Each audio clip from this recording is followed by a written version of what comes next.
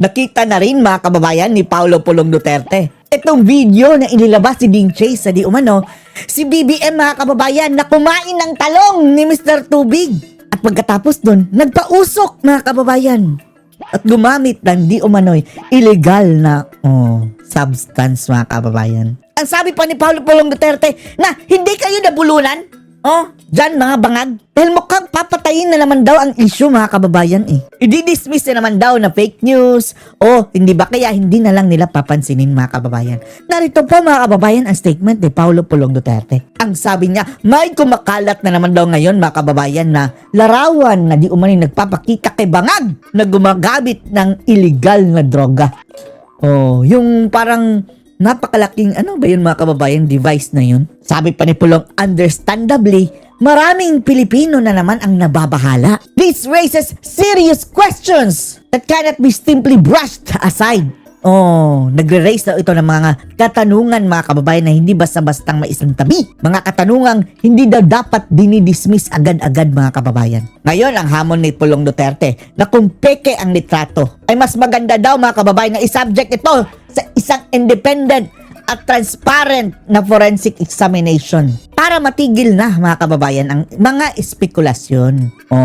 Ang sabi ni Pulong, kung totoo man ito, ang mga tao daw mga kababayan ay may karapatan na marinig ang katotohanan. Hindi daw dapat tayo maghuhusga mga kababayan base lamang sa sa litrato. Pero kailangan din daw mga kababayan intindihin nitong nasa taas. Na mas mataas mga kababayan ang standard yung mga taong nasa public office, lalong-lalo na ang presidente. Kahit ano pa man yang mga bintang-bintang lang ganyan mga kababayan, kailangang sagutin. Yung katahimikan daw mga kababayan, pag-iwas sa issue, pagdurog sa issue, ay wala daw maitutulong mga kababayan. Nakakadagdag lang ito sa pagkakaroon ng walang tiwala na ng mga tao sa gobyerno. Tama. After all, you are called a leader because you are expected to lead. Sabi ni Pulong, and that can only be done if the people has their full trust in you. Ito daw paulit-ulit na issue na lang mga kababayan na nagsimula pa bago pa mag-eleksyon. At yung tahasan niyang pagtanggi mga kababayan sa pagpapa-hair follicle test ay nagdadagdag lang sa distrust ng mga tao sa namumuno sa ating gobyerno. Itong si BBM. Idagdag pa daw natin mga kababayan na itong trilyon na pesos na nawala sa flood control galing sa ating buwis. Buwis ng mga Pilipino mga kababayan. Kung ang mga opisyalis na ito daw mga kababayan ay nakalimot na sa trilyon na nawala sa korupsyon mga kababayan na connected dito kay Tambaluslos at kay Charis Sandro Marcos o sa kanilang mga kaalyado, ang taong bayan daw mga kababayan patuloy na nag-aantay sa resolusyon ito. Kaya kung istrikto daw mga kababayan ang batas sa ordinaryong Pilipino, dapat mas istrikto ito doon sa mga taong nasa taas dahil ang accountability hindi dapat namimili. Ang taong bayan mga kababayan, sabi ni Pulong, ay nagmamasid lang at parte ng demokrasya mga kababayan ang pagtatanong at obligasyon ng gobyerno ang sagutin ang mga tanong ng taong bayan. Kaya ang sabi ni Pulong, nabulunan na ba kayo? Diskarte pa more.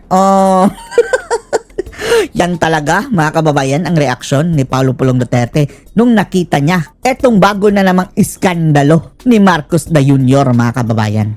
Samantala, sa kaugnay na bagay mga kababayan, sa likod ng dito sa napaka-critical na issue presidente na mismo mga kababayan, nabidyohan, may picture mga kababayan na bumambatak ng illegal na substance di umano. Ang kanilang pinupunteriya ay si Bibi Sara na walang masamang ginagawa. Sinampahan ng pangalawang impeachment mga kababayan ng mga hunghang na pinangunahan ni Renato Babalu. Habang tinatalakay ang mga impeachment complaint laban sa Pangulo sa Kamara, dalawang panibagong impeachment complaint naman ang Back to inihain back. laban kay Vice President Sara Duterte. Narito ang expert Dalawa report talaga? ni Mobile Journal, Amy Atienza. Dalawang bagong reklamo ng impeachment ang Bakit ibinagsak dalawa? laban kay VP Sara.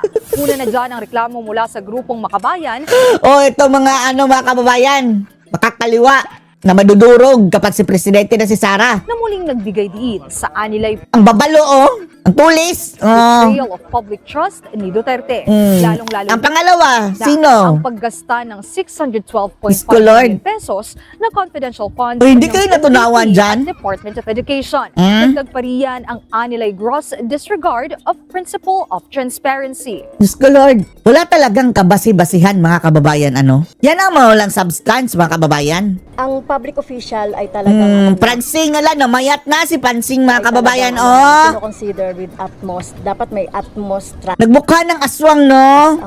ang mga tao. Nakita naman natin yung Mabubulok ka sa kulungan, Pransing. wala talagang transparency and accountability. Kulong na yan. Wakrakot, oh. Ang kulot, oh. Well, this is a tantamount to malversation of misappropriation or misuse of public funds. Hindi siya sumasagot doon sa mga tanong. Who are you? Criminal ka? Claire Castro. Ay, hindi pala to. Pareho lang din ni Claire Castro, mga kababayan. For your information, ha, may karapatan na tayo that this is a convicted criminal. Mayroon ng conviction, mga kababayan. Although, inappeal pa niya sa Korte Suprema, mga kababayan.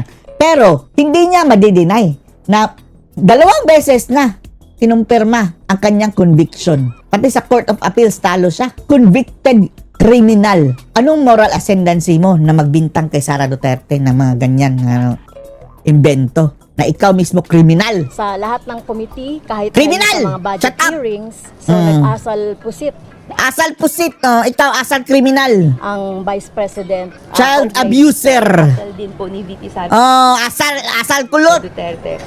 Itong 20 deliberations for the 2026 Shut up, kulot. budget. Kung matatandaan natin, may halos boycott ng nangyayaring budget hearings. Ito po ay taliwas doon sa dapat na functions ng public official.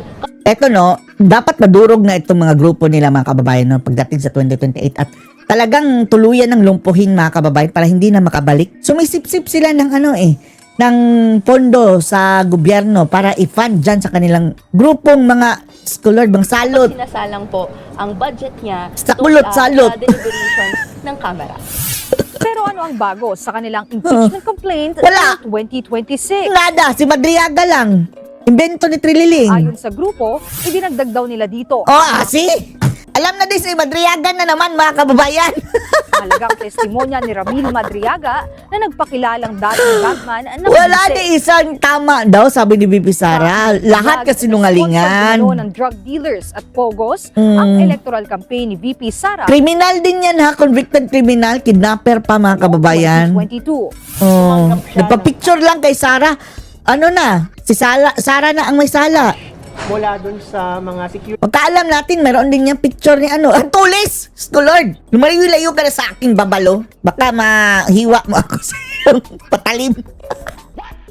Paano ito nakapasok sa mga airport at sa mga mall, mga kababayan? May built-in na patalim sa mukha. officers Oh. ni Vice President Sara Ang common nito dito sa kanila, mga kababayan, no? Mga sira ang ngipin. Si Tinyo, tingnan nyo, sira ang ngipin. Si Ilago, sira ang ngipin. Babalo. Aside sa sira ang mukha. Pati ngipin, mga kababayan, para mga tik-tik. Sina Percival. tumutog Sheldok, no? Si Dilima. Tingnan nyo mga ngipin nila. Ang dudumi. timeline niya. Bangag! Si Bangag! Doon sa mga Oh. narinig na natin Oh, na babalo. testimonya ng mga special dispersing officers. Ba't bigla kang na, resurrect, babalo? Akala namin na nahimik ka na sa, tulungga mo. Ngayon, lumabas, mga kababayan, sa pagsampalang ng, impeachment kay Sara. Kaugnay ng pag-withdraw ng pera Oh. at pagbibigay nito sa mga security officers. Ito sinababal ay ang dami ang picture lang ang kanilang binida, mga kababayan. Aksaya lang kayo sa papel. Fire hazard daw yan, sabi ni Kasunod BP niyan, Inday. nagain na rin ng isa pang impeachment Yan na naman mga ibang grupo din pala itong festival, mga kababayan. Mga kababayan black iba. Itong mga jablong pare, sina Akla, si Saba Dilima, Diyos ko Lord, ang mga at yung isa pang parang abnoy din, mga kababayan, na pamangkin ni Panot. Produce por santo itong mga reject sa lipunan. Ito pa ang nang po-prosecute, mga kababayan. ilan pang civil society groups. Si Kabaong Reyes. Bayan Party List Representative Percy Sendanya at Ngiwi. mamamayang Liberal Party List Representative Laila Saba. Dilima. It's about time. It's about time. Di ba last year, it's about time din ang sabi mo? Panagutin na si VP Sara yung Ay, wanagutin na si Jonel. pag-dismiss Ah. ng impeachment complaint o yung pag-declare as unconstitutional nung Tumaba si Sabano, puno na siguro ng saging ito. Araw-araw saging ito mga kababayan. Nilalamon ng buo. impeachment process ay on Ay, tumaba. technicality lang, on procedural grounds. Wala pa tayo sa Basta, saba. Atakihin mo daw ako ni Suprema para mabisbar ka. substantive. And that's why this new petition is Si, just si Percival na nahimik na mga kababayan dahil dati na-call out sa Supreme Court. Sinabing ang Supreme Court is Supreme Candler. Ayun. Binatawag mga kababayan sa Supreme Court tapos mukhang kakasuhan ng mga contempt of court. Nahimik na! Singui! Ngayon. reiteration of the substantive grounds of the previous Shut up, oy! complaint. Wala kaming pake. Saba. Naging bahagi rin ng pangalawang reklamo ang umano'y pagkakasangkot ni VP Sara sa extrajudicial killings. Ay, Diyos ko Lord, pati EJK mga kababayan, dinadawit na si BP Inday. Next nito mga kababayan, hindi tayo magtataka na pati yung sa ICC mga kababayan, idadawit na rin siya. Sa administrasyon ni dating Pangulong Rodrigo Duterte. Mag-ama na, ipapa-arresto mga kababayan sa ICC. Hindi na raw ikinagulat ng kampo ng bise Delikado no, dahil andun siya sa Netherlands mga kababayan. Pagkaura-uradang andamputin na lang na taga-ICC. ang mga panibagong O hindi na palabasin. complaint. Giit nila, tulad daw ng sabi ng Supreme Court, nakabase dapat ang isang impeachment sa ebidensya at hindi sa mga alegasyon o propaganda. Oh, ito ang magiging spokesperson mga kababayan soon ni VP Inday. Napakagaling. Napakagaling mga kababayan at hindi talaga pumapatol sa intriga. Hindi kagaya ni Claire Castro na parang walang breeding mga kababayan. Ito si FOA, believe talaga tayo kung sumagot. Handa rin daw silang harapin ang mga alegasyon ng patas at naaayon sa saligang batas. Let's start first with Senator Amy Marcos being Oh, dito na tayo mga kababayan. Oh, ang issue na naman dito, yung mga senador. Oh, as the head of the Committee on Senate Foreign sinibak si Relations. Amy. According to Senate President Sinibak ni Tuta mga kababayan dahil siya ang supreme supreme arbiter. Soto, this position is reserved for Ay, member nako, of the minority suta. bloc, and Senator Amy now is part of the minority bloc. What is the rationale for this rule? Anong rasyonale nito? Karen, there is no hard and fast rule as in part of the rules of the Senate. It's usually by tradition. If Oh, hindi yan nakaukit sa bato na kung minority ka, hindi ka na hahawak ng komite. Gumagawa-gawa lang ng rason mga kababayan para palitan talaga si Amy. you recall in the 16th Congress when At ang ipinalit mga kababayan sa foreign relation ito itong gustong makipagyera sa China si Eric Sylvester Tulfo na mga kababayan, criminal din. Cyber libel na guilty. Sa Supreme Court na yan tapos nag-TNT mga kababayan, meaning nanloko. PE was minority, Manloloko. he was offered 5 chairmanship. That was 2013. And Senator Amy Marcos was chair of Foreign Relations plus 2 others, Electoral Reform and Plus 2 others. Co-ops. So now, apparently, all these 3 Tanggal. were from her. I don't know if what the Senate President is doing is really marking the Bakit line hindi na lang between palitan yang tuta na yan majority and mga kababayan? minority. But you will have to take into consideration that there are 44 standing committees in the Senate. Are there enough members of majority to head these? No. Wala. There are 9, so that's 15. Lalong-lalo na ngayon mga kababayan na ang minority, napakarami. Just a heartbeat away mga kababayan na mapapalitan ang minority, ang mas dadami ang minority kaysa sa majority. Hindi. And if you have 44 Opposition na, standing ang marami. committees, you really need everyone to be at least appointed a chair. And Senator Marcos was there for the foreign relations since the 19th Congress. So I don't understand why suddenly it was removed from her. Could it be because of the recent developments with China? Senator Amy Marcos was one of the senators that didn't sign a resolution condemning China. That could be, but you have to understand that foreign relations is entirely the domain of the president. The domain Senate, of the or president. the House of Representatives cannot issue a persona non grata. It's only the president, being the the architecture of foreign policy. So it has to pass through the DFA, and rightly so, Secretary Lazaro came out with a memo and really explaining the process and why the need to be respectful of leaders of other nations, and that for Paano na yan ang ipinalit? Hindi respectful. Gusto na makipag-away mga kababayan, yung walang breeding din na si Tulfo. policy is really the domain of the president. The How domain. important is the Senate Foreign Relations Committee? Ano pa ba yung mga ibang functions nito? Importante yan kasi yung pag-approve ng treaties, yung commitment natin sa sa ibang bansa, no, as well as with the UN bodies, dumadaan yan sa foreign relations. And then of course, since we have how many 10 million Filipinos abroad, that in itself is part and parcel of foreign policy. The rights of the OFWs, the working conditions, it may not be the priority in terms of referral, but still the Committee on Foreign Relations is very important for any government. For And any we're chairing government. the ASEAN this We're year. also chairing the So, ASEAN. importante po ito. Ang tabayanan natin ha.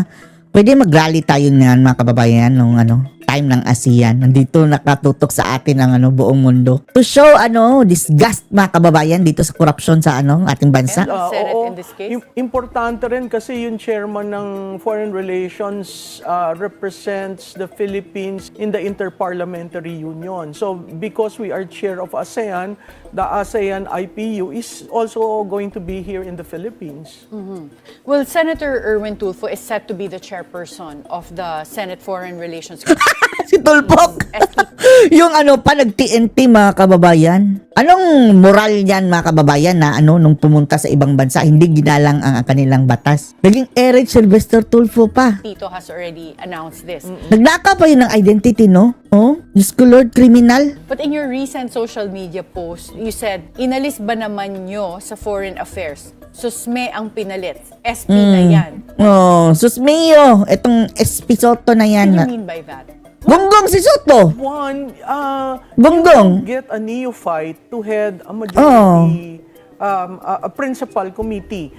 Foreign relations, Hindi yan basta-basta. if you look at your Pwede yan makagera the tayo number dyan. one department that has to be named in terms of the secretary, that sends the signal to all the world that hey, you can now communicate with the Republic Ito, bendalo of na. the Philippines. In Pronouncement pa lang niya mga kababayan sa China, wala na, disgrasya na tayo. with the Senate, then you are able to identify who would be the Tulpok. person that we will deal in terms of policy. Ang problema ko kay Senator Erwin, he has a pending Senate Electoral Tribunal case. So hindi pa stable yung pagiging senador niya. Pangalawa, he has not really Pati utak siguro. earned or worked in Wala policy. Hindi pa nga, walang napatunayan mga kababayan as senator. Kabalastugan lang ang pinatunayan. Sometimes you have to bend the law. My sense is with his utterances about the China and his persona non grata statement and cussing and everything, I don't think he will be a stable hand Sama to ng chair bunganga. the Foreign Policy Committee. Even if he was vice chairperson before of the yeah. same committee. Because you don't really have much function as a vice chair. So makikita natin kahit si Senator Marcos, talagang hinihimay-himay niya, siya ang nagde-defend ng approval ng treaties, kahit nga dun sa Roman Statute, siya rin yung Rome. na pagsasaliksik doon. Ang sense ko, naging personal yung pagtrato kay Senator Marcos. Alsin ka ba naman ng 3 committees at walang ino-offer sa'yo? So, parang junk Nilumpo. My sense was, Tapos, ang sabi nila Zubiri dati mga kababayan, nung sila ang walang committee, ginutom nyo kami. Ginutom daw sila, mga patay gutom. it was directed really to Senator Marcos. And when I said, di SP na yan, really, women leaders, women senators should aim for the Senate presidency kasi wala pa. in the history of the Philippines. So ang sinasabi mo dito, yung kasi sinabi mo, susme ang pinalit. So that's referring to Senator Erwin Tulfo because you say Yes, susmiyo ka, Erwin he's in Tulfo. the fight to hold Yes, such an important yes. committee. Pero yung sinabi mong SP na yan, Oo. it's not, akala ko patama siya kay Tito Sen. Patama na rin. You mean Kay mag-SP Senator na pala si Marcos, Senator oo. Marcos? But how will that be possible considering nasa Mahirap, minority but siya?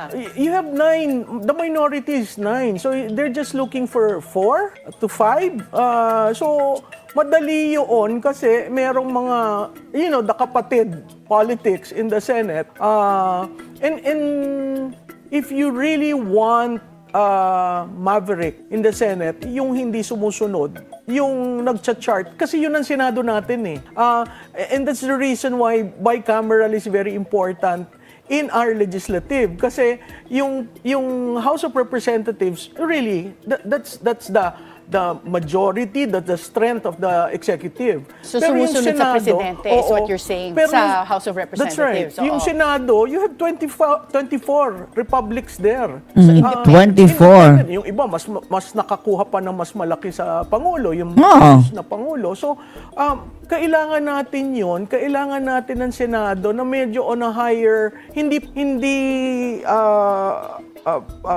Talagang what do you call totoong this? Yan independent. sinatulpo mga kababayan. Nandiri talaga ako dyan. Kahit yan si Rafi. Sabi ko talaga, sana hindi manalo itong mga gunggong na to. Dati pa. Dahil nagkachipan talaga gaya na Pacquiao. Kachipan. Sabi ko, ano ba, mga gunggong ba itong bumoboto dito? As the Constitution decides. Wala talagang mga kababayan yung sa pagiging senador. O eto na nga. Napatunayan na. Dalawa pang tulpo ngayon ha. Saka Visit. national ang scope, hindi very Parochial. Yeah, that's the right word. Hindi very parochial ang interest. So do you see any potential Yan, Edgar. changes in the Senate majority block before the 2028 election? Yeah, before Kaya the pa, 2028, yeah.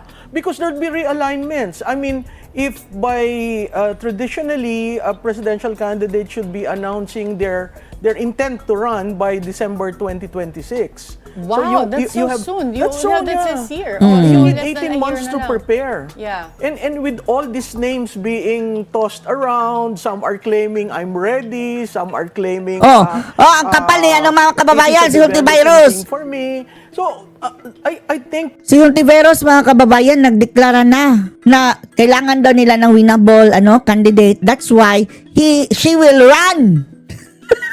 Ang tinutukoy niyang winnable ay ang kanyang sariling, nagbubuhat sa sariling upuan ang kagunggungan ni virus. or candidates are already feeling the pulse of the people. Winnable daw siya. Floating their names, looking at tandems. Essentially, because you have a very strong vice president. Strong in the sense that she corners 30%. Strong when it comes to garnering votes. Yes, and the base is strong. But that's You mean 30%. Mindanao and part of and Visayas, Visayas, no? That's 30%. Yang mga kababayan, yung boto ni Bangag, nakakuha daw ng 30 million. Dahil yan kay Sara. Ngayon, patakbuhin nga si Bangag. Makakuha ba yan ng 3 million? Baka 1 million, hindi na kaya yan. Negative na nga ang rating. 30%. Will you win? In a multi-race, 30% can melt. But on a one-on-one, mahihirapan. So it's not yung sinabi ng isang tao na Pinklawan, Marcos, Dilawan. No, it's not that. Because you have to understand the demographics of the Philippines voter, nag-iiba. As if naman mga kababayan na nagkakaisa yung mga opposition. Kahit magkaisa, kulang pa rin sila. And to a certain degree, your Gen Z, it will now be having its second national election. Their first one was Lugi sila mga kababayan dahil Gen Z. Naging Deputy Secretary si VP Sara. Sikat siya sa Gen Z mga kababayan dahil nagpupunta-punta siya sa mga paralan Yan ang na-underestimate nila. Naging Deputy Secretary si VP Sara Duterte. 2025. Yes. And we saw how that changed expectations. So, yung mga nagsasabi na hindi, mag-band tayo together against In your the dreams. demographics. The demographics will dictate 2028. Okay, so how will the current majority composition in Senate affect the potential impeachment trials against President Bongbong Marcos and Vice President Sara. But before you answer this question, we'll have to Before! Oh, forward. hear our conversation with political analyst Professor Malutikia. Ito mga political analyst mga kababayan, hindi yung sina Majority composition in Senate affect any Llamas na hindi potential nakagraduate ng trial college. Si Llamas mga kababayan, hindi nakagraduate yan ng college. Tapos yung sina Heydarian, hindi yan abogado. Si Palsis, abogado, pero paano naging abogado? Yung mga punto mga kababayan, parang pang grade 1. either President Bongbong Marcos Stupid. or Vice President Sara. Well, Attorney Karen, that's a changing wind in the sense that your minority is 9, and as I said earlier, one of the Villars is with the minority. Oh, etong bilyar din no. Nakakadismaya mga kababayan dahil nakibangag No, two are with Sala the sa init, majority. sala sa lamig. One of the Estrada is in the minority. One of the Cayetanos is in the minority. So may ibang magkakapatid na hiwalay. Oo. So Yung- pwedeng lumipat, you mean? yeah, and to a certain degree, yung magkahiwalay na magkapatid, very independent-minded. Like Pia Cayetano is very independent-minded. She looks at issues. Ay, bumangag si Pia mga kababayan, Bagoong Pilipinas. Bagoong not Pilipinas. in terms of the gray area, but the white and black. So, yung impeachment na kung mangyari dun sa dalawa, I think we will see the Senate moving the needle back and forth in such a way as looking into... Tusukon kaya namin ng needle ang mata ni Wag na lang dahil baka kakasuhan tayo. It's no longer a political exercise because of the Supreme Court ruling. Dati political, dati by numbers. That ruling opened the possibility of reasoning, rationality, logic, and the rule of law. Dati kasi sound bites lang mapupukaw mo na yung public opinion. Ngayon, Mapupukaw. titingnan mga tao, okay ba ito? Tama ba ang sinasabi niya? At to that extent, lalabas yung senador na kayang mag-dish out, kayang mag-reason. Hindi pa pwede yung tahimik. Si Mark, tahimik. Talagang titingnan ka ng tao dahil that ruling by the Si Lito Lapid. Hindi lang tahimik, kundi hindi talaga umiinit. Supreme Court for me actually Si Mark made at Lito Lapid. clear procedural requirements in the Yes, impeachment. the procedural requirements. But when it comes to the merits, you think Yan si Lito Lapid, napakawalang silbi mga kababayan. Tama na, Lito Lapid. Mahiya ka naman. Ilang bilyon na mga kababayan in terms of pork barrel insertion siguro ang nakamal niyang sina Lito Lapid mga kababayan. Tapos, wala Talagang parang wala talagang silbi mga kababayan. Tama na, Lito Lapid. Busog na busog ka na. Paubayan mo na sa mga mayroong maitutulong dito sa ating that bansa. will translate to Senate not making this a political exercise but purely on the merits? Because last year, parang when Congress impeached Vice President Sara, people were counting kung sino ang maaring votes that will go to VP Sara for conviction and for acquittal. And ang assessment ng iba is there were more senators that can acquit. Pero ngayon, Senator Bato de la Rosa has not been present. And then merong mga rumors that Senator Wala, automatic na yan not counted na. Considered no na yan. 1/3 vote of all senators 2/3 pala, 2/3. All senator, 24 ang senator. So kung wala dyan hindi nakaboto, automatic na no. Jinggoy Estrada might be arrested or even Villanueva. Senator Joel Villanueva. So parang magbabago yung composition ng Senate even then, Pero hindi, yung numbers, 24 pa rin. apart from the majority composition now, pati yung kung sino yung will be present in time for the trial will change. Yeah, but Attorney Jimeno, you have to look at the 2028. I think that for politicians, that is more controlling. Do I bury the Vice President now? Risky. Samantalang kung si Marcos ang kanilang ibobore mga kababayan, wala nang power si Bangag after 2028. Political future for the President, do I bury him now, risking a very fragile economy. So, ito yung mga kailangan, at iba ang lente ng Senado. Lente. sa member Oh, ng mga House of lente. Representatives. Iba rin kasi yung dynamics when That's it comes right. to the election. So, let's go to the flood control probe. Last year, President Bongbong Marcos announced na may mga magpapasko sa kulungan. But at the time, December, ang mga nagpasko lang sa kulungan is Sara Diskaya and Tapos, ano mga kababayan? Walang mga buhaya. some of the low-level DPWH Wala. officials.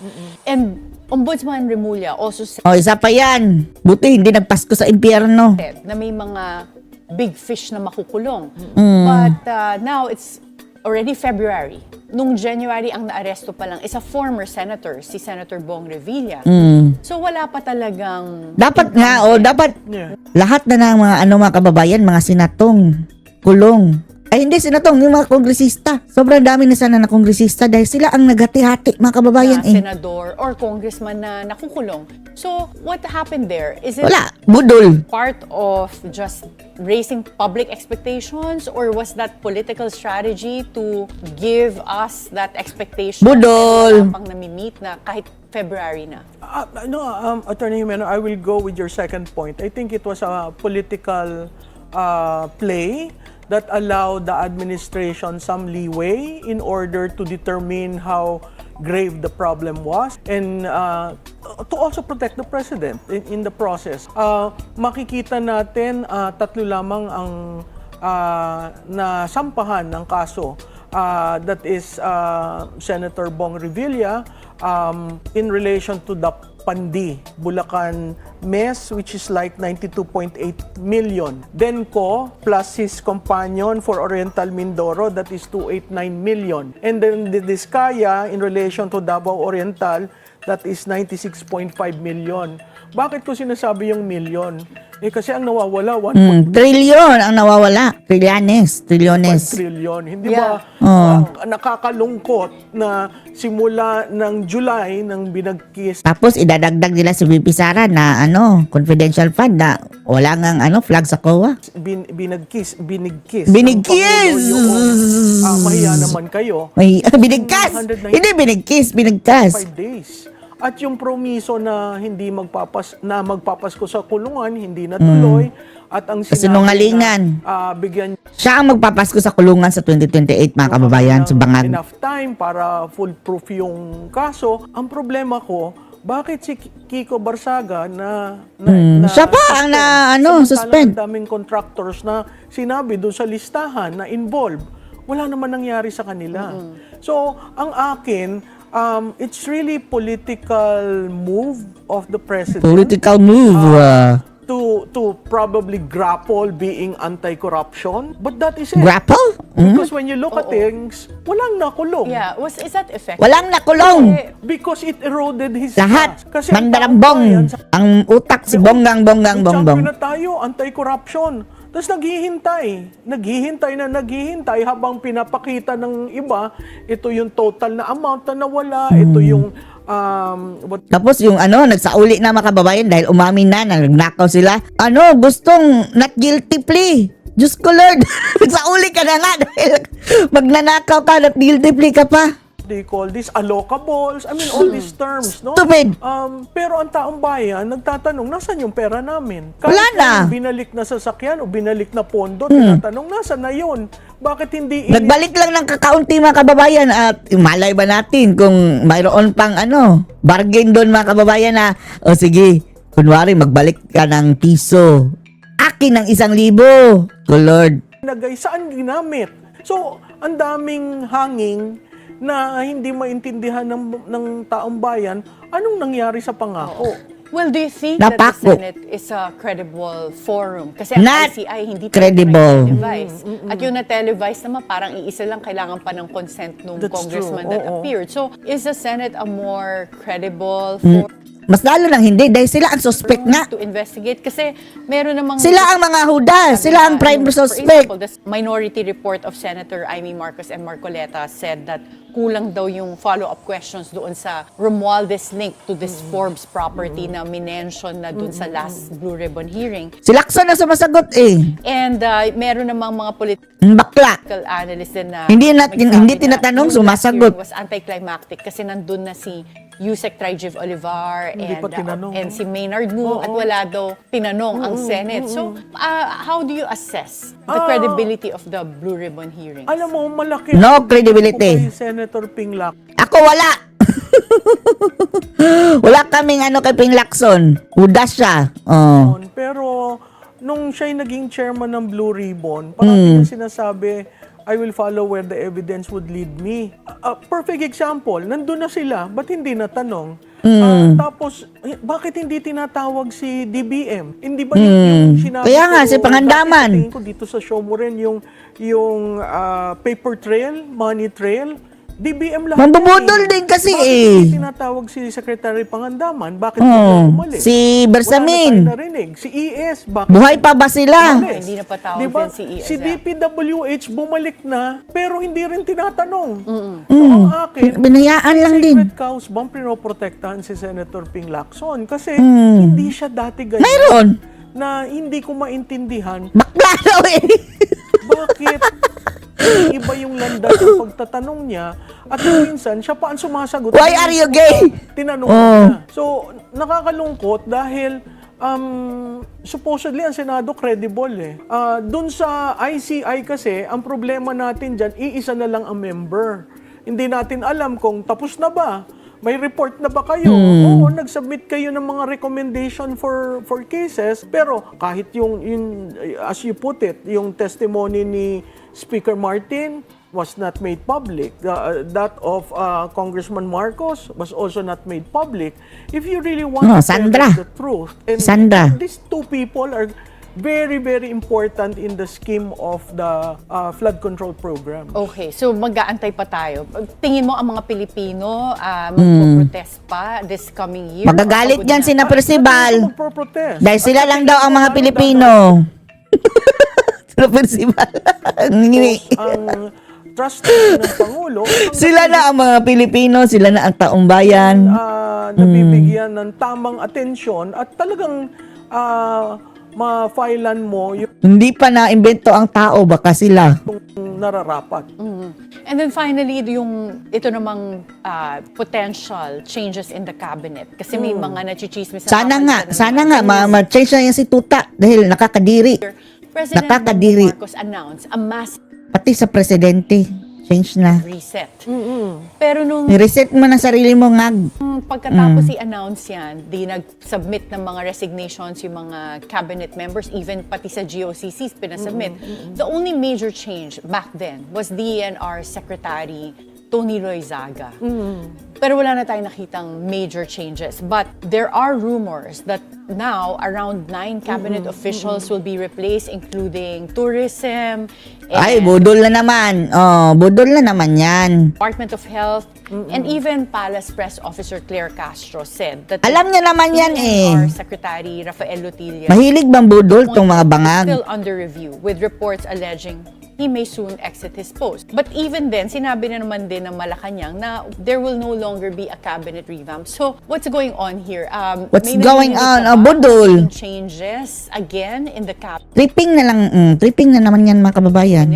Siguro yung cycle right after elections, tama lang yun, yung nag-ask siya ng courtesy call. Pero yung flood control programs, yan, naalis si DPWH, naalis si ES, naalis si DBM, tapos itong 2026. So tatlong But cycle those na. other changes came after the exposures in the Yes. flood control Oo. but Not not with the because of- massive reset Oo. announced. Lahat ng na-implicate Oo, ni Zaldico mga kababayan, inalis. Right after the election. So makikita natin, bakit importante na ang cabinet shake-up? Kasi yung collapse ng trust is an indictment of execution. Execution being the realm of the executive. So indictment of the execution, hindi nararamdaman ng tao ang ginagawa mo sa traffic, sa health. Marami yan eh. So napakahirap na hindi ka magre-reset. Okay, so even if we have less than 2 years left of this administration, palagay mo, importante pa rin na magkaroon ng mga changes sa yung, cabinet? It's not detrimental. Itong last 2 years is essentially legacy setting na eh. Kung wala kang legasiya, at least man lang magkaroon ka ng programang matatandaan ng taong bayan, and that is where your reset for the cabinet is important because one, you need to arrest the decline, the uncertainty, business sentiment will also have to be shored up in order for, di ba nagkaroon ng meeting yung economic cluster at ang sabi, tunay na reforma. Tunay na reforma. Dati hindi tunay. So makikita mo yung mga nangyayari, it's essentially getting your team together to reach the finish line. Okay, so kailangan pa rin ng Kailangan pagbabago. pa rin. Okay. What about the rumored leadership change versus Senate President Tito Soto? Merong ganun din na nagbo-brew.